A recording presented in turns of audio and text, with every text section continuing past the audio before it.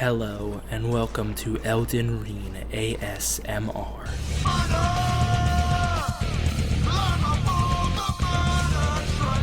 Elden Ring PvP can be quite fun.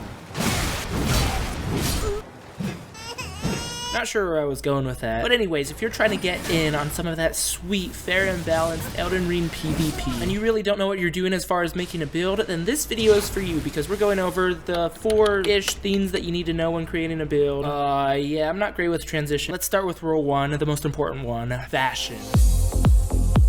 Yeah, the first rule is knowing what type of a build you're looking for, and this is going to depend on what type of weapons you want to use. This build I'm running is a dex character because I don't typically go dex heavy on any of my builds, so I'm trying something new. I figured that I'd try wielding the Guardian Sword Spear because that thing kind of chunks damage, and also the Nagakiba because, you know, I'm not really a weeaboo, but let's give it a try, you know, test the waters. And, you know, we'll throw on the good old Scythe just for good measure, you know, we're all edgy like that. Now, obviously, if you're going for more of a sorcery character, crank up some of that int. If you're going for that pussy bleed build, then yeah, you'll want some of that arcane. And as far as picking your weapons, you definitely want something with some forward momentum that will allow you to roll catch your opponents. And because people are about that hashtag high poise meta these days, it's also important to have something like a halberd or great spear that does a lot of poise damage, because otherwise you're just gonna end up finding yourself trading into some Havel mage with his carrion slicer that 3-shots you, and that's no bueno. And if you intend to do invasions, then it's really important to have a weapon that you can use to 0 to 100 someone, because as an invader you're basically only going to be fighting outnumbered, so you're never going to be able to put enough pressure on somebody to just chip damage them down to 0. So on this character I could put something like Glintstone Pebble or Giant Hunt on my sword spear, and that'll be my 0 to 100 move that I can pull out when I get some one-on-one time with one of the host's phantoms. And if you're looking at making a melee character, it's nice to have a couple ranged options. Thunderbolt's a good one. That's for both Estus punishing and finishing. The second rule, and arguably the most important one, is drip.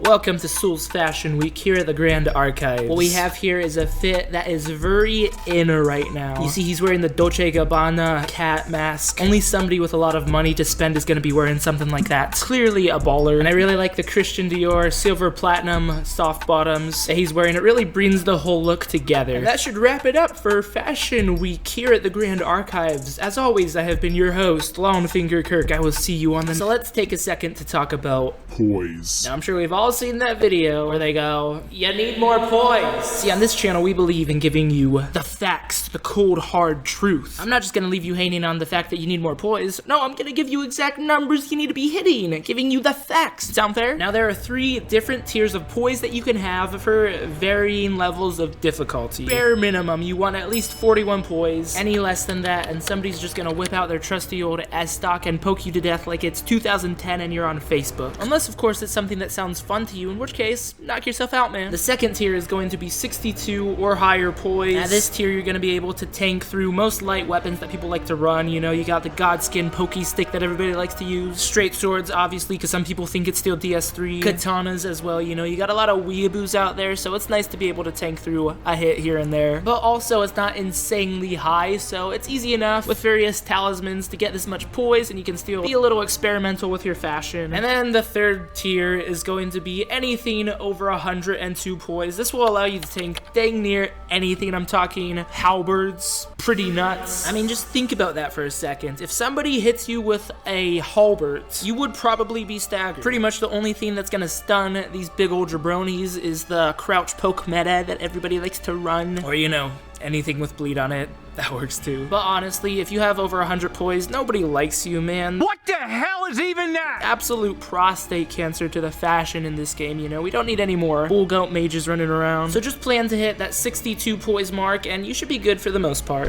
Now we're gonna get to the part that most of you are probably here for, and that is where you should be putting your stats. Honestly, that's gonna depend on what you're trying to do. If you're trying to duel, leveling between 125 and 150 is gonna be your best bet, as that seems to be the hottest spot for dueling. slowly. Although if you want to invade, your level is really gonna affect where you're able to invade at. For instance, around level 40, 45, you're gonna get a lot of invasions around the academy. If you're trying to invade around the capital or Volcano Manor area, then level 70 to 90 is probably a better level for you. And then 125 and up, mostly you're gonna get invasions in the snowfields and Haligtree area. Also important to note for you invaders is that your weapon upgrade level is going to affect where you can invade as well. Right now, this character is at level 75. I get a lot of activity around Boil Prawn Shat, some invasions in Volcano Manor. I may level it up to 80, 85 to get some invasions in the capital as well. My weapons are regular weapons leveled to plus 17. And for most builds that are under level 100, what you want to do with your stats is meet the minimum requirement of endurance to wear whatever kind of gear you need to carry. You also want to be hitting the minimum requirements for any weapons you want to wield. For instance, I need 18 strength to wield the Nagakiba. After that, you're going to put most of your points into vigor, and then whatever damage stat your weapons scale off of. If you're going to be something more of a caster, you're going to obviously need to level some of that blue for your pew-pews. Although below level 100, I really wouldn't go for any type of hybrid build, as you're just going to be stretching yourself too thin in doing that. And for all you Sword Seal epic gamers out there, obviously you can get some free stats if you use those. However, I personally wouldn't put them on above level 70-ish, as the extra stats that you get really aren't worth the extra damage that you're going to be taking. To reiterate, I wouldn't recommend going for a hybrid build below level 100, because hybrid builds are honestly a huge topic that, you know, I can make a video about in the future, so subscribe if you're interested in seeing that. With your stats, you need to be hitting that minimum endurance and requirements for any weapons that you need to wield, and then the rest, you're gonna pump into vigor and then your base damage stat.